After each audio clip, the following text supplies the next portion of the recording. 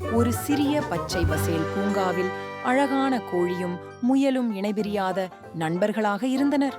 கோழி சுறுசுறுப்பாகும் பூமியில் உணவு தேடி அலையும், அதே நேரத்தில் முயல் சுறுசுறுப்பாக குதித்துக்கொண்டு முள்ளங்கி, கேரட் ஆகியவற்றை சாப்பிட்டு மகிழ்ச்சியுடன் வாழ்ந்து வந்தது. ஒவ்வொரு காலையும் கோழி மென்மையாக கூவிக்கொண்டு முயலை எழுப்புவாள். இவர்கள் இருவரும் அழகான பூங்காவில் ஆச்சரியம் நிறைந்த அற்புதங்களை கண்டுபிடிக்கச் செல்வர்.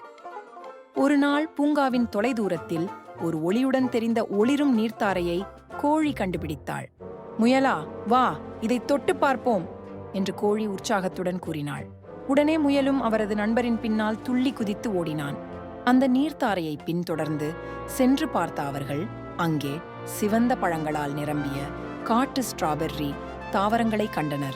முயல் அவற்றை துளைத்து தின்றான். கோழியும் சில பழங்களை தின்று மகிழ்ந்தாள்.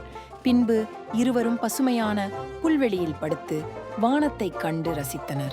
கோழி மேகங்களை, வண்ணத்து பூச்சி, கேரட் செம்புலத்துடன் கற்பனை செய்தாள். முயல் இன்பத்துடன் சிரித்துவிட்டு தங்கள் நாள் மகிழ்ச்சியாக கடந்து போனது. ஆனால் திடீரென்று அருகிலிருக்கும் ஒரு புதரின் பக்கத்தில் ஒரு சத்தம் கேட்டு அவர்கள் ஆச்சரியத்தில் உறைந்தனர். பின்னர் ஒரு சிறிய எலி ஒன்று வெளிவந்தது. அதன் கண்கள் திகைத்து பயமுற்றவாறே இருந்தது. எலி தன் வீட்டை தற்காலிகமாக இழந்து விட்டதாகவும் தன் வழியை தெரியவில்லை என்றும் கூறியது.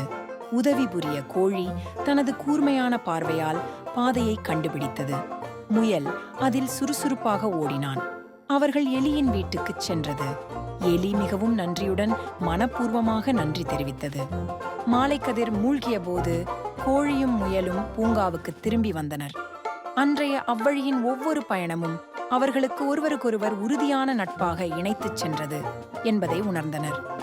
கோழியும் முயலும் ஒவ்வொரு நாளும் இணைந்திருக்கும் நண்பர்கள் எப்போதும் சந்தோஷத்துடன் தங்கள் வாழ்க்கையை கடந்து கொண்டனர்.